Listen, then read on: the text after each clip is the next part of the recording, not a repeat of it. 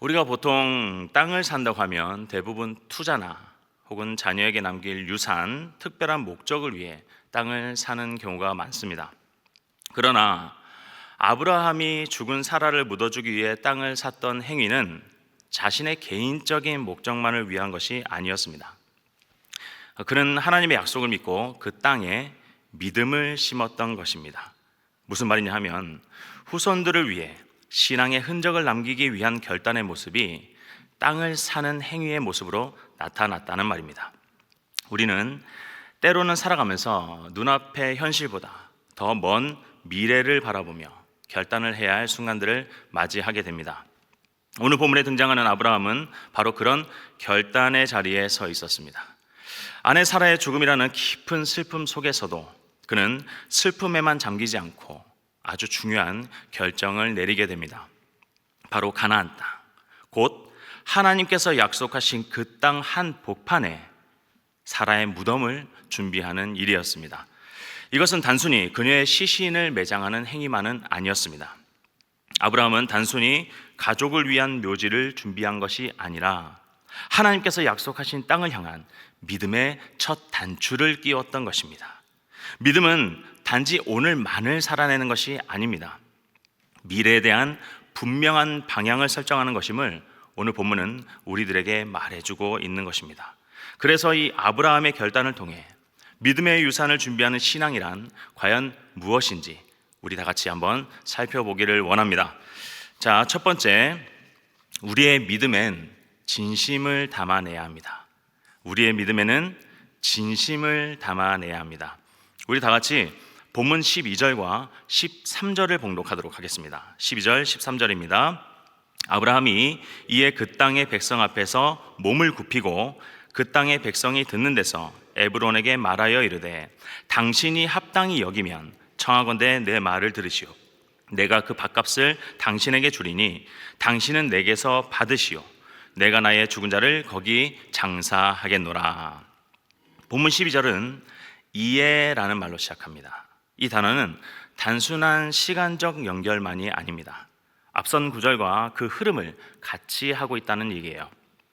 지난 토요일 본문이었던 11절에 보면 에브론이 아브라함에게 밭과 굴을 그냥 주겠다고 제안하는 모습이 나옵니다. 바로 이 상황에 대한 아브라함의 반응이 나타나고 있다는 거예요. 아브라함은 그 제안을 곧바로 받아들이지 않습니다. 에브론에게 겸손히 절하면서 정중하게 자신의 입장을 밝히고 있어요. 이는 아브라함의 결정이 감정적이거나 충동적인 반응이 아니라 신중한 신앙의 태도에서 비롯된 것임을 보여주는 중요한 단서가 됩니다. 방금 읽은 12절과 13절 사이에는 아브라함의 아주 특별한 표현이 담겨 있어요. 그는 에브론에게 자신의 생각을 말하면서 이렇게 말합니다. 합당히 여기면, 그리고 청하건대, 또한 밭값을 주리니 내게서 받으시오. 이러한 표현들을 사용해요. 매우 정중하게 자신의 말과 행동이 진심이라는 것을 에브론에게 말하고 있는 것입니다. 이것은 상대방의 판단을 먼저 존중하는 태도예요. 에브론에게 단지 부탁만을 하는 것이 아니라 자신의 입장을 낮추고 상대방의 호의와 결단을 기다리며 요구하고 있는 것입니다. 간청하고 있는 거예요. 그리고 정당한 대가를 지불하고 땅을 사려는 모습까지 보이면서 자신의 태도가 진심이라는 것을 보여주고 있습니다. 아브라함은 이 땅이 하나님께서 약속하신 땅이라는 것을 알았습니다. 그러나 그 약속을 억지로 쟁취하려고 하지 않았어요. 정직하게 값을 치르고 그 과정에서도 예의를 다하면서 하나님의 약속을 신실하게 받아들이는 신앙인의 태도를 취하고 있다는 것입니다. 우리는 이 모습 속에서 믿음의 사람이 갖춰야 하는 삶의 태도란 무엇인지를 알 수가 있습니다. 믿음의 사람은 억지로 무엇인가를 주장하거나 강압적으로 얻고자 함이 아닙니다. 그런 태도를 취해서는 안 돼요. 하나님만을 신뢰하는 가운데 진실함과 정직함으로 행해야 하는 것입니다. 왜냐하면 그것이 나에게 꼭 필요한 것이라면 하나님께서 반드시 주실 것이기 때문입니다. 아브라함은 에브론이 소유한 땅을 언젠가는 하나님께서 자신에게 주실 것을 알았지만 그때가 아직 도래하지 않았기에 그것을 인정하고 그리고 정직함으로 그리고 최선을 다해 진실함으로 진심을 담아 에브론에게 그 땅을 사고자 하고 있는 것입니다. 지금은 정당하게 대가를 지불하고 땅을 사려고 겸손하게 요청을 하고 있는데 우리들의 삶에서도 이러한 태도는 매우 중요합니다. 예를 들어서 직장이나 사업장에서 다른 사람과 계약을 하거나 협력 관계를 맺으려고 할 때에 혹은 직원을 채용할 때에 믿는 사람은 억지로 주장하지 않습니다. 상대방에게 정직하게 제안을 하고 예의를 갖춘 태도를 먼저 보여줘야 된다는 것입니다. 교회 안에서는 어떻습니까? 의견이 다를 때에도 자신의 주장만을 내세우기보다는 상대방의 입장을 존중하고 공감하려는 태도가 필요합니다. 리더라고 해서 팀원들의 희생을 강요하거나 또는 맹목적인 섬김을 요구해서는 안 되겠습니다. 얼마 전에 여러 성도님들과 교회에서 미팅을 하던 중에 한 성도님의 이런 얘기를 들었습니다. 하나님의 일을 할 때, 사역을 할 때는 행복해야 합니다. 즐거워야 합니다. 기뻐야 합니다. 자, 어찌 보면 당연한 말입니다. 우리 모두 다 그렇게 생각하고 있어요. 그런데 제가 그 말씀에 깊이 공감을 했던 이유는 그 성도님의 말씀이 진심으로 다가왔기 때문이에요. 그리고 그 말씀이 그 마음이 고스란히 느껴졌기 때문입니다. 그냥 말로만 하는 것이 아니라 진실된 마음이 그 마음에 담겨 있다고 느껴졌기 때문이에요. 우리는 하나님의 사역을 할 때 행복하고 즐겁고 기뻐야 한다고 소리 높여 늘 말하면서 하나님께 다가갑니다. 하지만 그런데 정작 사역에 임할 때는 지치고 힘들고 어렵고 짜증내고 화를 내며 사역을 하는 경우가 상당히 많습니다. 같은 사역을 하면서도 어떤 사람은 행복한데 어떤 사람은 상처를 받는 경우가 있습니다. 왜냐하면 성과 위주 때문이에요. 목표 위주 때문입니다. 성과를 달성하고자 하고 목표를 이루고자 하는 게 잘못된 것이 아닙니다. 분명히 우리는 그렇게 해야 돼요. 그런데 그것이 위주가 되기 때문입니다. 나는 옳고 상대방은 틀렸다는 자기중심적인 태도 때문에 이러한 모든 것들이 행복한 사역을 하는 데에 방해가 되는 것입니다. 우리는 물론 하나님의 일을 잘 해내야 합니다. 그리고 주님께서 주신 비전을 반드시 이루어야 합니다. 그런데 그 가운데 영혼을 잃어버린다면 소용이 없는 것입니다. 하나님의 영광은 잃어버린 영혼이 하나님께로 돌아오게 하는 데에 있는 것입니다. 하나님께로 돌아온 영혼을 잃어버리는 데에 있다는 것이 아니라는 말입니다. 그런데 성과 위주, 목표 위주의 사역은 그것을 잃어버리게 한다는 거예요. 우리는 시간이 조금 걸리더라도 하나님만을 사랑하고 그들과 헌신과 섬김의 자리에 진심을 담아낼 수 있도록 서로 도와줘야 되는 것입니다. 그러할 때 교회와 성도를 진심으로 섬기고자 하는 그 마음이 하나하나 모여 하나님을 기쁘시게 하고 영광스럽게 하는 지속적이고 진실되며 그리고 엄청난 힘을 가진 그러한 사역으로 이어질 수 있다는 말입니다. 바로 그 가운데 우리 또한 행복하고 즐겁고 기쁨이 넘치는 그러한 사랑의 사역을 이어갈 수 있을 줄로 믿습니다. 이것이야말로 후대와 각 세대에 남겨줘야 될 그러한 믿는 자들의 신앙의 모습인 것입니다. 가정 안에서도 마찬가지예요. 배우자나 자녀와의 관계에서 신앙인들의 태도는 매우 달라야 합니다. 권위를 강압적으로 내세우려 하거나 가정을 올바로 세우려 한다는 그런 명목하에 자신의 주장만을 고집스럽게 내세워서는 안 되겠죠. 겸손과 존중으로 그리고 정직함으로 진실된 마음으로 가정을 주님의 사랑으로 이끌어야 하는 것입니다. 믿음은 단순한 감정이나 신념이 아닙니다. 예수님께서 우리에게 늘 말씀으로 증거하고 계십니다. 예수님은 감정이나 신념으로 사역하지 않으셨습니다. 그분이야말로 완전한 사랑과 섬김 그리고 희생과 헌신으로 사역하시면서 수많은 영혼들을 진심으로 품어주셨습니다. 살려주셨어요. 예수님께서 제자들의 발을 씻기신 것은 진심이었습니다. 다른 어떤 성과나 목표를 달성하려고 하셨던 것이 아니라는 말입니다. 요한복음 13장 15절에서 예수님은 제자들에게 이렇게 말씀하십니다. 내가 너희에게 행한 것 같이 너희도 행하게 하려 하여 본을 보였노라. 이 말씀은 사랑의 삶을 따라오라는 요청입니다. 어떤 성과나 목표 달성을 위한 조건이 아니라는 말입니다. 우리가 반드시 이루어야 할 비전은 존재합니다. 우리는 비전을 이루어야 합니다. 그러나 문제는 그것을 이루어가는 방식입니다. 때문에 우리는 일상 속에서 내뱉는 언어 그리고 행동 속에 우리의 진심을 담아내야 합니다. 하나님을 사랑한다면 이웃을 사랑할 줄 알아야 되고, 이웃을 사랑하는 마음을 하나님께 대한 마음으로 올려드려야 되는 것입니다. 그렇게 믿음을 실천해야 된다는 얘기예요. 아브라함이 지금 우리에게 그것을 보여주고 있는 것입니다. 이것이 당장은 눈에 보이는 열매가 맺어지지 않는 것처럼 보일 수도 있습니다. 그러나 저는 확신합니다. 후대뿐 아니라 각 세대 속에 우리의 진심을 담은 믿음의 유산을 남겨주고 그것을 전하게 되었을 때 세월이 흐른 뒤에는 분명히 하나님께서 기뻐하시고 영광 받으실 만한 성령님의 열매가 풍성하게 맺어지게 될 줄로 믿습니다. 자, 두 번째, 우리의 믿음에는 책임 있는 행동을 담아내야 됩니다. 우리의 믿음에는 책임 있는 행동을 담아내야 됩니다. 우리 다 같이 본문 14절에서 16절까지 봉독하도록 하겠습니다. 14절에서 16절입니다. 에브론이 아브라함에게 대답하여 이르되 내 주여 내 말을 들으소서. 땅값은 은 400세겔이나 그것이 나와 당신 사이에 무슨 문제가 되리이까? 당신의 죽은 자를 장사하소서. 아브라함이 에브론의 말을 따라 에브론이 헷 족속이 듣는 데서 말한 대로 상인이 통용하는 은 400세겔을 달아 에브론에게 주었더니. 자, 본문 16절에 보면 아브라함은 에브론의 말을 따르고 헷 족속이 듣는 데서 땅을 사고 있다는 것을 알 수 있습니다.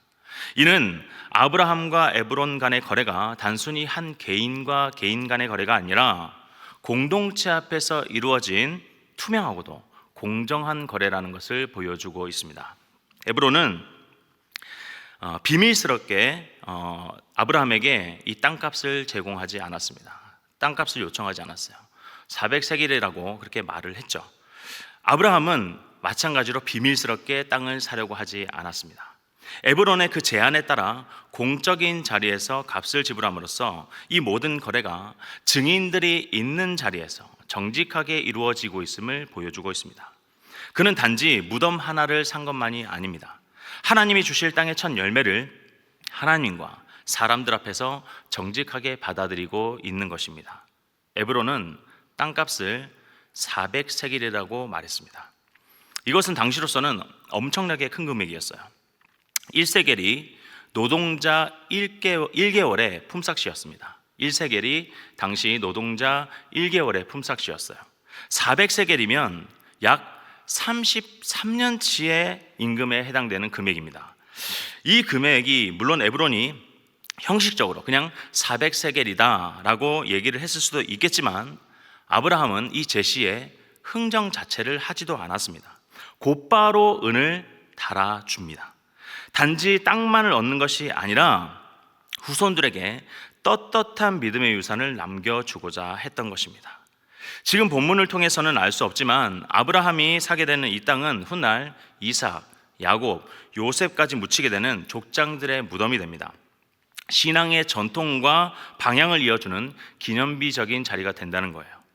그리고 15절에서 에브론은 아브라함에게 내 주여 땅값은 은 400세겔이나 나와 당신 사이에 무슨 문제가 되겠습니까? 라고 말합니다. 이 표현은 마치 대가 없이 땅을 주겠다라고 하는 것처럼 들릴 수도 있겠지만 실제로는 당시 고대 근동 문화에서 흔히 쓰이던 정중한 가격 제한의 방식이었습니다. 직설적으로 값을 요구하는 대신 겸손한 표현으로 가격을 암시했던 것입니다. 아브라함은 이 표현의 의미를 잘 알고 있었기 때문에 흥정하지 않고 곧바로 은 400세겔을 지불하게 됩니다. 이는 아브라함이 이 거래를 단순한 장례 절차가 아니라 하나님의 약속에 대한 신실한 응답으로 인식하고 있었음을 보여주고 있습니다. 왜냐하면 아브라함이 사라의 시신을 매장하기 위한 그런 무덤 하나만을 구하려고 했다면 임시로 그 땅을 빌릴 수도 있었습니다. 그런데 그는 하나님께서 주신 약속의 땅 한 보판에 꼭 뿌리를 내리기라도 하듯 약속의 땅 일부를 완전히 자신의 소유로 만들어버립니다. 믿음은 책임 있는 선택이 돼야 될 줄로 믿습니다. 자, 어떤 면에서 아브라함은 그저 가나안 땅의 일부를 사는 것처럼 보일 수도 있겠지만 실제로는 하나님의 약속을 자신의 삶에 새기고 있었던 것입니다.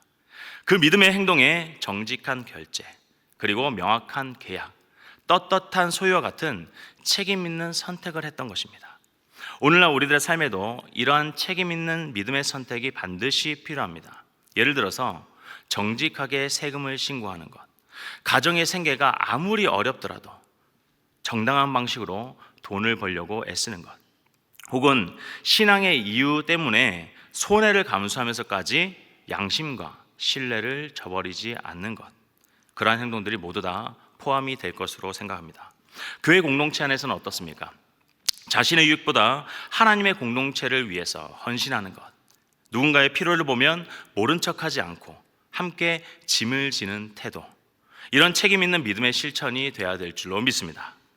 우리가 살아가는 평범한 일상 속에서 신실하고 떳떳하게 살아가는 이러한 믿음의 자세는 책임 있는 행동을 담아내는 것임을 우리 모두가 기억할 수 있기를 바랍니다. 자, 세 번째, 우리의 믿음에 미래의 씨앗을 담아내야 됩니다. 우리의 믿음에 미래의 씨앗을 담아내야 됩니다. 우리 다 같이 본문 17절에서 20절까지 봉독하도록 하겠습니다. 본문 17절에서 20절 말씀입니다. 마므레 앞 막벨라에 있는 에브론의 밭, 곧 그 밭과 거기에 속한 굴과 그 밭과 그 주위에 둘린 모든 나무가 성문에 들어온 모든 해족속이 보는 데서 아브라함의 소유로 확정된지라. 그 후에 아브라함이 그 아내 사라를 가나안 땅 마므레 앞 막벨라 밭 굴에 장사하였더라. 마므레는 곧 헤브론이라. 이와 같이 그 밭과 거기에 속한 굴이 해족속으로부터 아브라함이 매장할 소유지로 확정되었더라.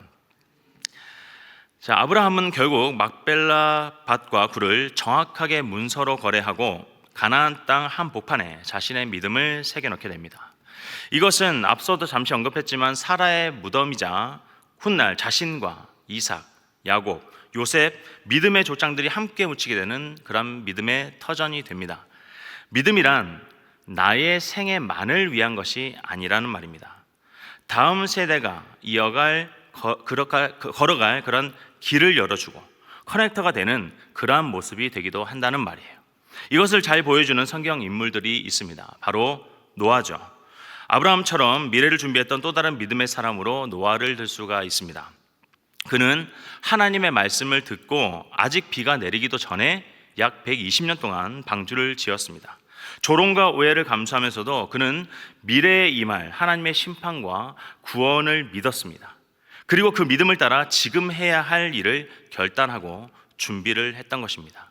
미래를 위한 결단을 지금 시작한 거예요. 또 누구를 들 수 있겠습니까? 바로 사도 바울입니다. 바울은 복음을 위해 자신의 생애를 드리며 교회를 세우고 또한 다음 세대를 위한 편지와 교훈의 메시지를 남겼습니다. 그는 그리스도의 다시 오심과 천국의 소망을 확신하면서 현재를 결단하고 헌신적으로 살았어요. 그렇게 미래를 준비했던 것입니다. 사랑하는 성도 여러분, 오늘 본문에서 아브라함은 하나님의 약속을 자기 대해서만 이루어질 것으로 보지 않았습니다. 그는 약속의 땅을 다음 세대가 차지할 것으로 굳게 믿었습니다. 그리고 그 준비를 지금 자신의 삶에서 시작했던 거예요. 말씀을 정리하겠습니다. 믿음은 눈에 보이는 것보다 더 큰 것을 바라보고 더 멀리 바라보는 것입니다. 믿음의 사람은 오늘 하루를 어떻게 살아갈지만을 생각하지 않습니다. 어떤 믿음의 유산을 어떻게 남기며 살지를 함께 생각하는 거예요. 아브라함은 단지 죽은 사람을 묻을 자리만을 찾은 것이 아니었습니다. 믿음의 사람들에게 남겨줄 방향과 믿음의 씨앗을 심었던 것입니다. 우리에게 주신 시간, 재정, 그리고 비전, 가치관, 모든 선택들을 어디에 심고 어떻게 심고 있는지를 우리는 돌아봐야 됩니다. 우리의 작은 결단이 모든 세대를 향한 하나님의 나라를 준비하는 믿음의 행위가 될 수 있기 때문입니다.